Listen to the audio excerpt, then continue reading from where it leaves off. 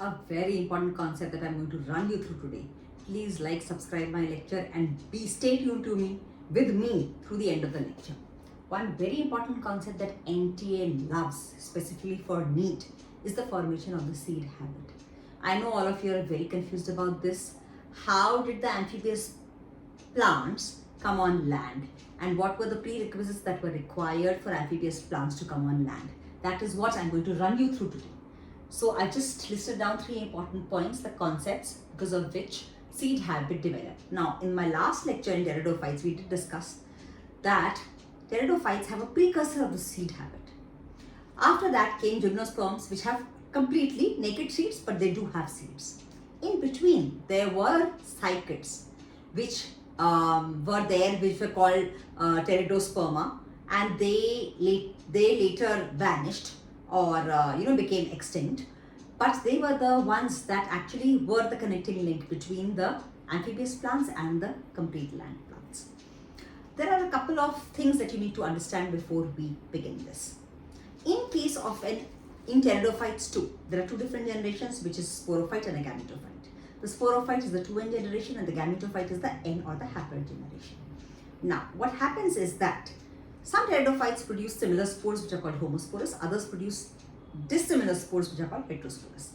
Heterospory, the first point here, that is producing 2 different types of gametes, the male gamete and a female gamete, is a prerequisite which was required for plants to stop being amphibious, requiring water for fertilization and do away with, become completely land, which means completely do away with the requirement of water for fertilization. So, the plants that came on land, also pteridophytes, have heterospory, which means 2 types of gametes are formed. Which leads to the formation of 2 types of gametophytes. The male gametophyte is called as the microspore, which is born within a body called as microsporangium, which is born on leaves called as microsporophylls. Now you understand what is the meaning of the word microsporophyll? Okay.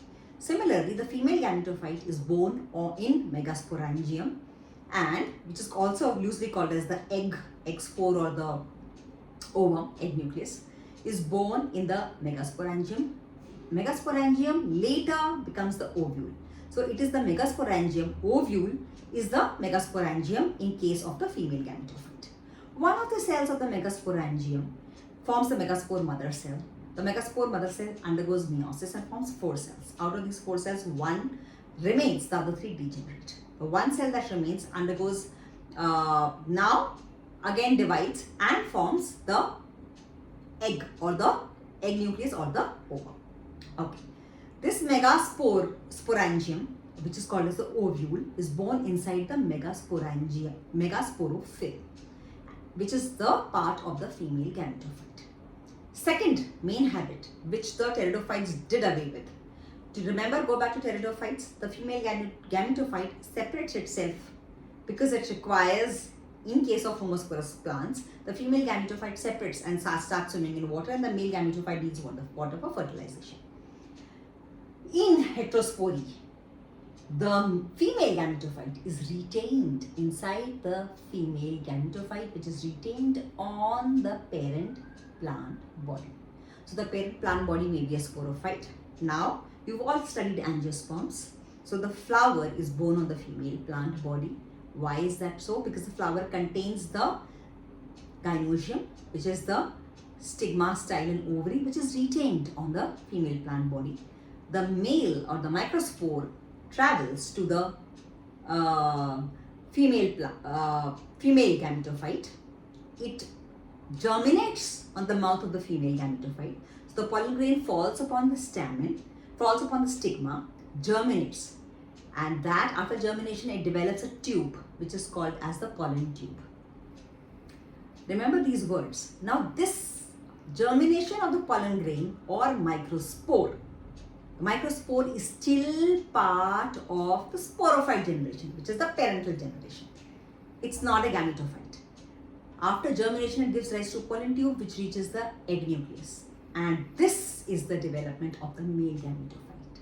So remember clearly, in gymnosperms and angiosperms, where the seed habit is formed, the plants became vascular plants that became completely terrestrial. germination of the pollen grain or microspore takes place on the female gametophyte and development of the pollen tube takes place. The development of the pollen tube is called a siphonogamy, and this is the type of development which again is a step ahead in the seed habit.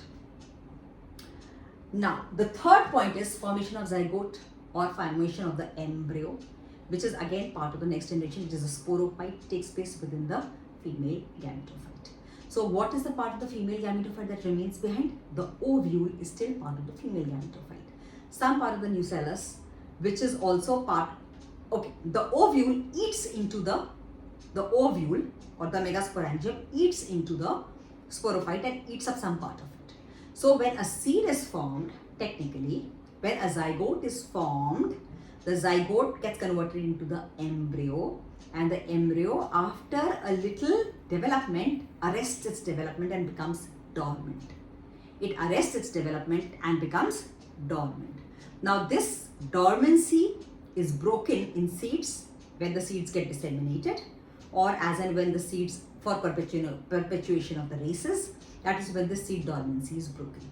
So technically the seed is the integumented ovule. The seed coat integument becomes the seed coat.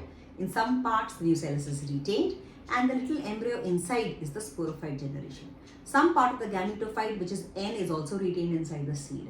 So typically a seed has got 3 different generations in it. It has the parental sporophyte generation, it has the new embryo, which is the new generation of the zygote, and it has some parts of the gametophyte, which is N. So diploid, haploid, diploid, all 3 exist inside the seed. Remember these words very carefully. This concept is very important for development of seed habit in angiosperms and gymnosperms. That is when the plants start becoming. Now, for this concept, this concept gives you an introduction to it is given in your NCERT. But just for your understanding, if you want, you can take down these parts